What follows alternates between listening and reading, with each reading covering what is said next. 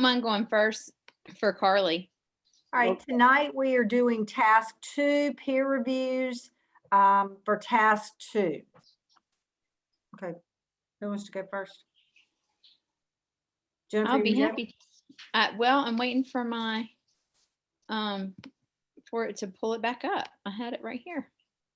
I got You want mine. me- You You want me want to go ahead? first? Yeah, go ahead and I'll play with it while I listen. Okay. Once again, we're conducting our peer reviews for task 2 of the SCIP. I completed my peer review for Debbie, one of my team members, and overall content. The feedback that I provided to Debbie was as follows. The candidate's narrative and artifact align with the course content and the rubric requirements. The narrative clearly outlines the funding and human capital needed to implement each goal connected to the school-based cyberbullying initiative. The candidate also defined how human and monetary resources will be distributed and used to sustain the SCIP. As far as overall strengths, your narrative was amazing. It was very detailed in its entirety. Excellent explanation of the short and long-term goals, which align with the organizational analysis. The candidate led her team in the creation of the objectives that guided the development of the cyberbullying education plan.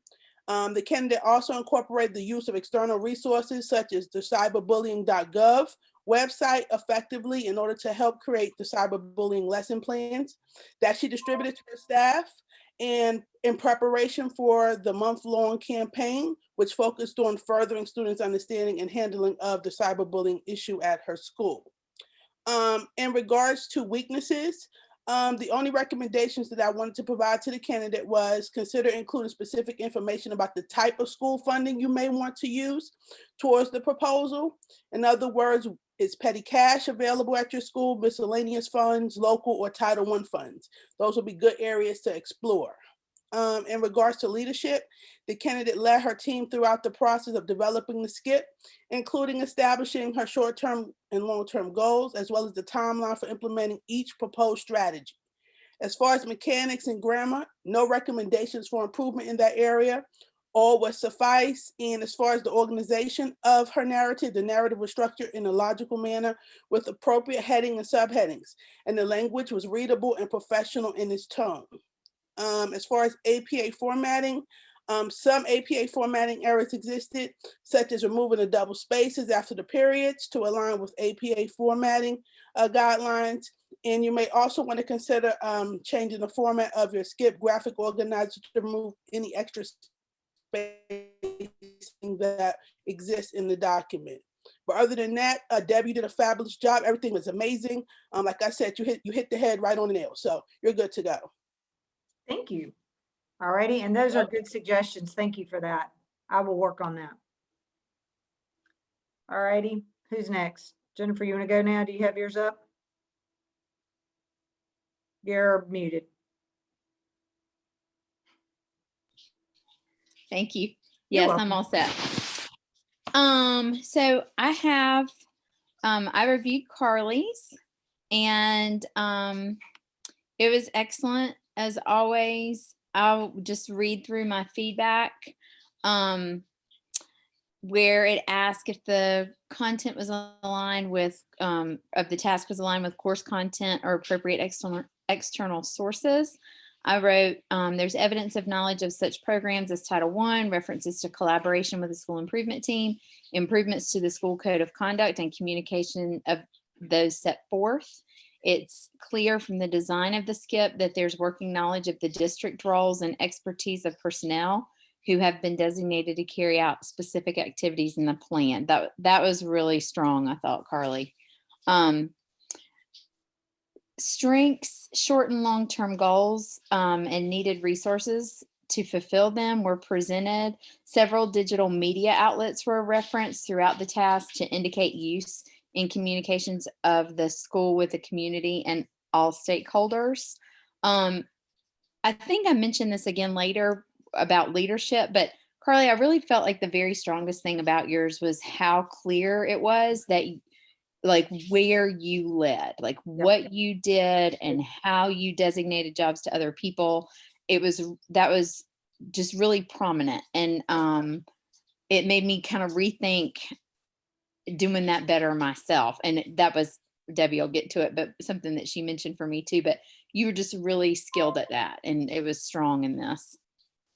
Then it asked for weaknesses, and the only thing I put was that when you mentioned fiscal resources for freshman orientation night, and you said that you would need a cost for refreshments, and I figured that might be a difficult thing to get administrators to think about right now, or be able to communicate with the district, especially you being in such a huge school system. So my thought was maybe somebody could just give you an estimate from another event where that's been done, and then maybe give you insight as to whether they have been supportive of that kind of thing in the past, so that you could just go ahead and say it.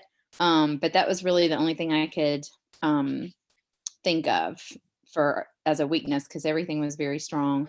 And then for leadership, I wrote that you showed leadership through reiterating roles and responsibilities of team members during your Zoom meeting, and delegating gathering of information regarding resources and policies. I got to thinking that I need to delegate better like you do, because I'd probably be having to do less. I could get better at it. And then as far as grammar and spelling, everything, formal language is in place, acronyms were identified, organization was great and followed a logical sequence, headings and subheadings were clear and aided in the flow of the text, and that your visuals were placed and labeled and formatted according to APA. So looked great. Thank you, Jennifer. Thank you. Mm-hmm. Good job. All righty, I have Jennifer's, and for content, I said that the narrative encompasses the content created in task 1. The content supports the work of the committee through the creation of the short and long-term objectives and the use of necessary human resources to accomplish the task. For rubric strength, I said you have included the short and long-term objectives for the areas of technology, MTSS, COVID-19 response, and leadership, which is your improvements. I think it says in 2 different places, improvements to the climate, school climate. You've been specific about the human resources that will be needed to accomplish the objectives.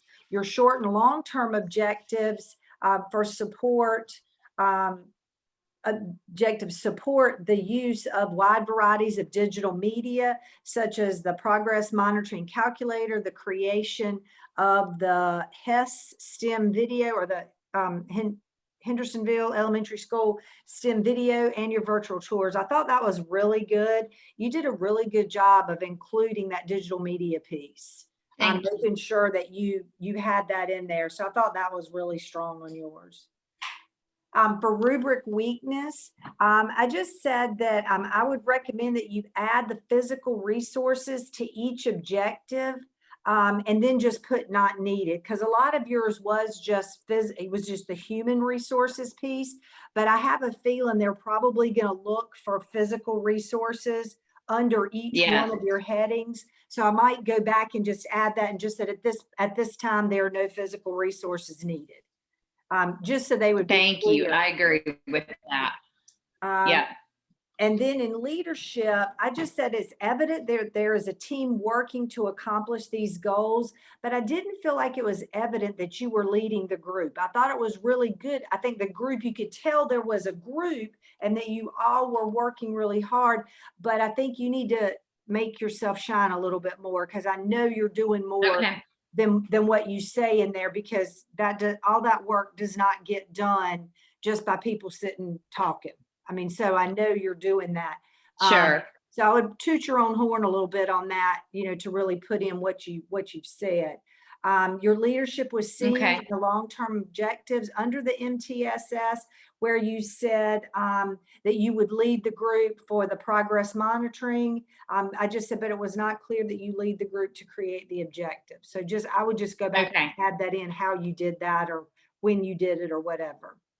And then the mechanics and grammar, of course, all of that was fine. I didn't see anything. at all. I said it was logical, organized and professional. The headings were clearly presented and easy to locate. And I didn't see any APA formatting things that needed to be addressed. The appendix and the table were cited properly. I thought everything looked good with that. Okay, thank you. I thought I mean, I read Carly's too, and I know we're not going to do it tonight, but I thought everybody did a really good job on this one. I mean, it seemed pretty clear cut. Mm-hmm. And it was interesting how we all I love the fact that we all broke it down basically the same way. I thought that was cool that we kind of all really thought through it. You could tell that a lot of thought had gone through everybody's process. But I agree with you, what you said about Carly's. And I think I need to do the same thing. Is Carly, it's very evident that she's a leader within her thing, you know, within her PLC or within her group. She's leading that SCIP team. And I think I'm like you, Jennifer. I just kind of find it hard to like say exactly what I'm doing because I tend to facilitate more than I participate. So when you're just facilitating and watching, it's hard to say, even though you've created the agenda, you've, planned the things, you've done the minutes at the end of it, you've done all those things. I just think it's harder to put it in there, put it in the narrative piece. But Carly, you do a really good job of that. You do. And I think it's true. Like, I am so appreciative of the examples that they give us, especially when it's a strong example, because it does really help you think about organizing it. But when the examples are written, typically it's been the candidate instead of I. And when I'm writing, it feels very unprofessional to say I agree. But that's what we're supposed to do. And so, but it did not, I don't know why I feel that way, because when I read Carly's paper, I don't feel like hers doesn't sound professional. Yeah, but I don't either. I'm typing and I'm getting ready to say it just feels weird to me, I guess, because I'm working from the candidate. So like the author or the, in that case, in that professional tone. That was a transition, but we're like the first group that has to kind of like that in our writing. Yeah. So it was a transition, I believe, in 601, when Dr. Church was looking at our stuff, he was saying, you need to change this, right? And I was like, okay. But it kind of stuck with me, and I was like, all right. So I try to make more of a habit of it.